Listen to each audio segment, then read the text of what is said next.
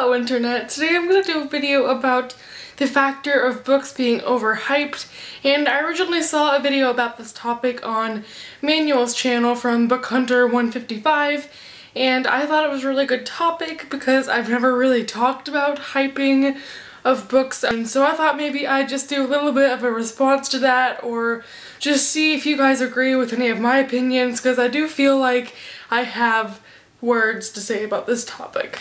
There's still really good, well-known series that I haven't even read, so it definitely gives me more time to hear about the hype of this series instead of as soon as it comes out I get it, because the longer you wait to read a book, the more you're exposed to hearing more about it and seeing people's reviews and stuff like that, and just the longer I wait to read a series, the more I hear good and bad things about it. Therefore, it kind of sways my opinion about the series in the end. But that can be either positive or negative depending on how I liked the book. I'll go to explain that. First of all, I think I should step back and talk a little bit about what hyping is. The definition of hype with my dictionary.com app would be to create interest in by flamboyant or dramatic methods, or to promote or publicize showily, to stimulate, excite, or agitate.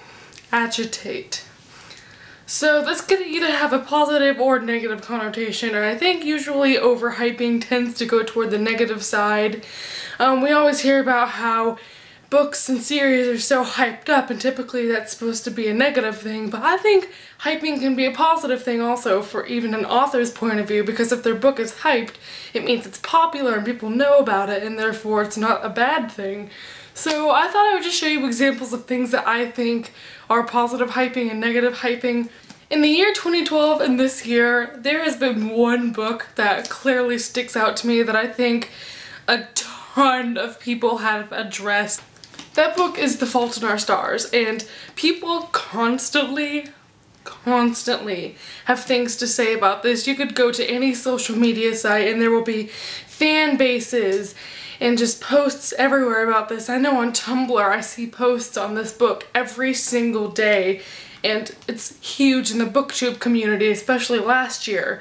On Goodreads, pretty much all of my friends have read this, and most of them have rated it 5 stars. It is just so openly talked about and so popularized that I think some people might begin to see it as overrated. However, I really enjoyed it. So this, to me, the popularity of it didn't take away from the overall meaning of the book to me and the way that I interpreted the book, because I still think the themes and the characters and everything was nice about this, even though beforehand I'd been exposed to everybody telling me how much I'll like it.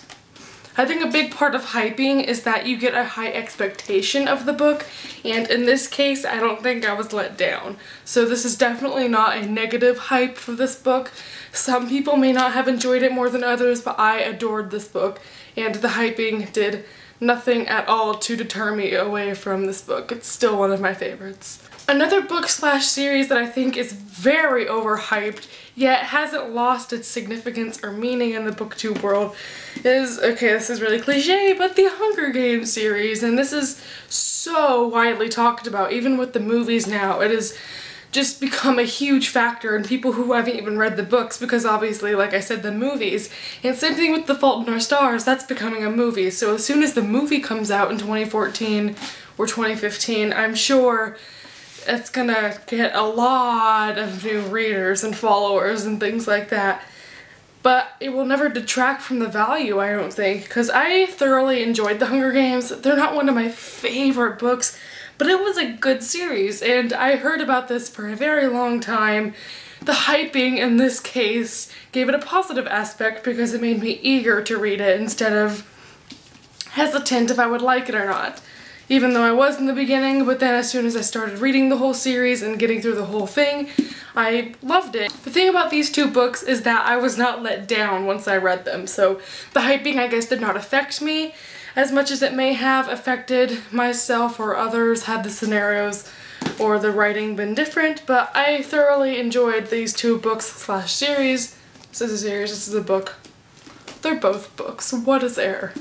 And the next two are books that I'd heard a ton of amazing things about, but they didn't live up to my expectations, because as soon as something is suggested repeatedly to me and so many people have good reviews about it, my expectation levels are pretty much through the roof. Like, if everyone likes this, I'm gonna like this, because I am one of those people that likes to follow a crowd.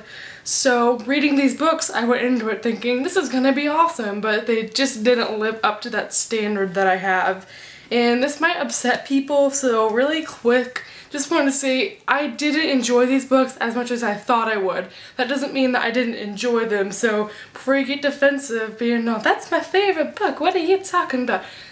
I enjoyed them, just not as much as I thought I would. The first book is something I read actually pretty recently. It's Legend by Marie Lu.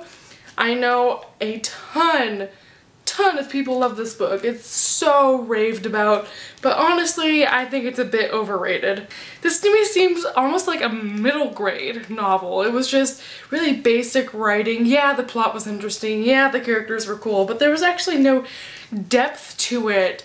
And it's really short and just not something that I would have think would be amazing among people on a booktube community that's so mature.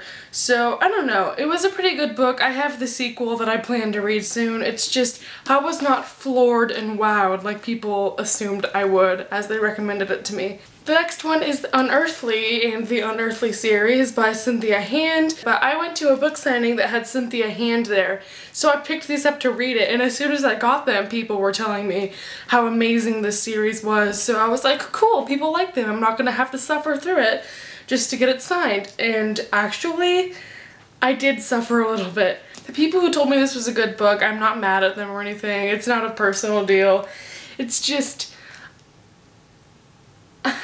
they told me I would love it and I didn't, so I kind of felt bad, but I don't know. These were good novels per se. They weren't amazing. Like I said, they were kind of almost like recommendation type. Okay, it's like shining really bad. Shiny book. My face is over here. But yeah, just not as excited as I thought I would be over this series, and the whole thing was a struggle because I didn't enjoy the characters and it just was not too fancy to my liking. They were good. I'm keeping them. What is wrong with my voice? Much better. I rated these both like 3 or 4 stars. I don't really remember, but again, they were just so overhyped that my expectations for them were not met, which is pretty much the reoccurring thing whenever people overhype books. And that's pretty much it. So if you want to go check out Manuel's video, I will link it below, and that's pretty much it. So thank you for watching. If you have any differing opinions or you'd like to tell me about overhypeness of books, I'd love to hear from a video response or a comment. So until next time, have a good day. Bye bye.